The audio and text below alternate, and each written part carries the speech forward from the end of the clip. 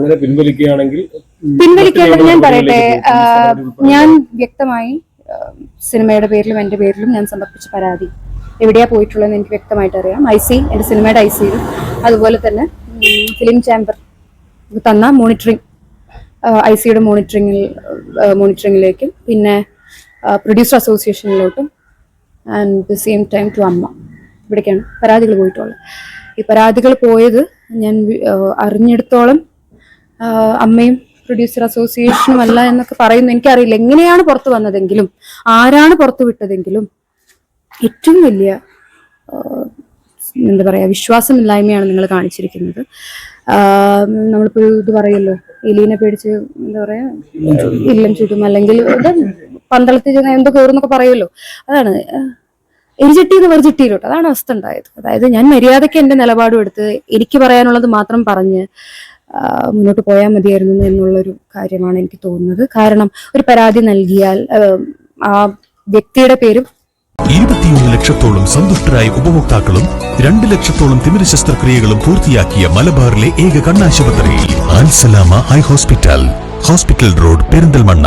മാധ്യമത്തിലോട്ടും ഞാൻ നിങ്ങളെ മുൻനിർത്തിക്കൊണ്ടാണ് പറയുന്നത്, മാധ്യമത്തിലോട്ടും പൊതുസമൂഹത്തിലോട്ടും ആ വ്യക്തിയുടെ പേര് പോയാൽ ഒന്നാമത് ആ വ്യക്തിയെ നിങ്ങൾ ശരിയാക്കിയെടുക്കും എന്നതിനപ്പുറം സിനിമയുടെ ഒരു ഭാവിയുണ്ട്. എന്നെ നല്ല രീതിയിൽ ട്രീറ്റ് ചെയ്ത സിനിമ, അല്ലെങ്കിൽ അദ്ദേഹത്തെ വെച്ച് മുന്നോട്ട് പോയിക്കൊണ്ടിരിക്കുന്ന സിനിമ, ഓൺഗോയിങ് സിനിമ, പ്രൊഡ്യൂസേഴ്സ്, ഇവരുടെയൊക്കെ ബാധിക്കും. ഊഹിക്കേണ്ടവർ ഊഹിച്ചോ, നിങ്ങൾക്ക് ഊഹിക്കാനുണ്ടെങ്കിൽ ഊഹിച്ചോ, ആരാന്ന് വെച്ചാൽ ഊഹിച്ചോ. പക്ഷെ വ്യക്തമായ പേര് പറയുമ്പോൾ അത് പൊതുസമൂഹത്തിന് കൃത്യമായി മനസ്സിലാവുമ്പോൾ ആ പേര് വെച്ചുണ്ടാവുന്ന സിനിമകളെ അത് ബാധിക്കുമോ? ഇതിലൊന്നും നിഷ്കളങ്കരായ കുറേ അല്ലെങ്കിൽ നിസ്സഹായരായ കുറേ സിനിമാക്കാരെ അത് ബാധിക്കും എന്നുള്ളത് കൊണ്ടാണ് ഞാൻ അത് വ്യക്തമായി ആ പേര് പുറത്തോട്ട് വിടരുത് എന്ന് ഞാൻ പറഞ്ഞത്.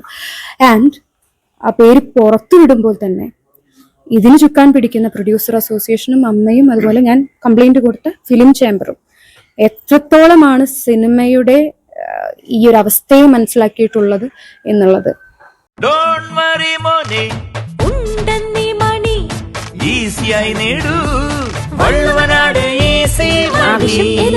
പണം ഞങ്ങൾ തരും. എനിക്ക് എന്റെ ബോധം പോലും ഈ ലീക്കാക്കിയവർക്ക് അല്ലെങ്കിൽ ഇതിനെപ്പറ്റി പരാമർശിച്ചവർക്ക് ഒരു സിനിമയിൽ 5 വർഷമായിട്ട് നിൽക്കുന്ന എന്റെ ബോധം പോലും അവർക്കില്ലേ എന്നുള്ളതാണ് എനിക്ക് ചോദിക്കാനുള്ളൂ. ശരിയാണ്, ഇങ്ങനൊരു കുറ്റകരമായിട്ടുള്ള ഒരു വ്യക്തിയെ പൊതുസമൂഹത്തിലോട്ട് വലിച്ചിറക്കാൻ എളുപ്പമാണ്. പൊതുസമൂഹത്തിന്റെ എന്താ പറയാ അവരറിയേണ്ടതാണ്. പക്ഷേ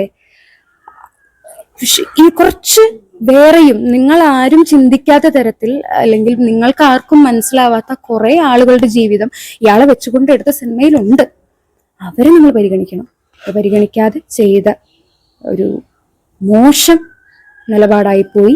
ഇതാരാണോ ലീക്ക് ചെയ്തത് അവരുടെ പിന്നാലെ ഞാൻ പോകാൻ പോകുന്നില്ല. പക്ഷെ ആരാണോ ലീക്ക് ചെയ്തത് അതിന് നമ്മൾ പച്ചയ്ക്ക് വേറെ ഒരു വേർഡ് വെച്ച് പറയും, മോശമായിപ്പോയി. അത്രയും എനിക്ക് ഇപ്പോൾ മീഡിയാസിന്റെ മുന്നിൽ പറയാൻ തോന്നുന്നില്ല. അത്രയും മോശമായി പോയി അവരെ കാണിച്ച പ്രവൃത്തി, ലീക്ക് ചെയ്തത്, അതിന്റെ സ്വകാര്യത നഷ്ടപ്പെടുത്തിയത് വളരെ മോശമായി പോയി. ഉറപ്പായിട്ട് നഷ്ടപ്പെടില്ലേ? എന്നെ കാണുന്ന ഈ ആളുകൾക്കും അല്ലെങ്കിൽ നിങ്ങൾ പറ നഷ്ടപ്പെടില്ലേ? തീർച്ചയായും നഷ്ടപ്പെടും. അത്രയും വിശ്വസിച്ച് പരാതി നൽകാൻ ഒരു തരത്തിലുള്ള ഒരു മൈൻഡ് സെറ്റും ഇല്ലാതെ എന്റെ നിലപാടിൽ ഞാൻ ഉറച്ചു നിന്ന് ഞാൻ സ്വയമേ ഒരു തീരുമാനമെടുത്ത് ആരെയും ഉപദ്രവിക്കാതെ മുന്നോട്ട് പോവാം എന്നുള്ളൊരു തീരുമാനമായിരുന്നു. ഇതിപ്പോ ഞാൻ ഒരു തുറന്നു പറച്ചിൽ, അത് ആർക്കും ഒരു സിനിമയുടെ പേരും പോലും പരാതി, ഇപ്പൊ ഞാൻ അറിഞ്ഞുകൊണ്ട് ഞാൻ നൽകിയ പരാതി ആ സിനിമകളെയൊക്കെ ബാധിക്കത്തില്ലേ? അത് എന്റെ ഒരു കൺസിഡറേഷൻ അല്ലേ, എനിക്ക് അവരോടുള്ളൊരു കൺസിഡറേഷൻ. ഞാൻ വർക്ക് ചെയ്യുന്ന ഒരു സിനിമയിൽ ആ പ്രൊഡ്യൂസേഴ്സിനെയും ആ ടെക്നീഷ്യൻസിനും ഒക്കെ ഇയാളുടെ പേര് പുറത്തു വരുമ്പോൾ, ഇയാൾക്കൊരു നെഗറ്റിവിറ്റി വരുമ്പോൾ ഈ പറയുന്ന സിനിമകളെയൊക്കെ അത് ബാധിക്കും, വളരെ മോശമായി ബാധിക്കും.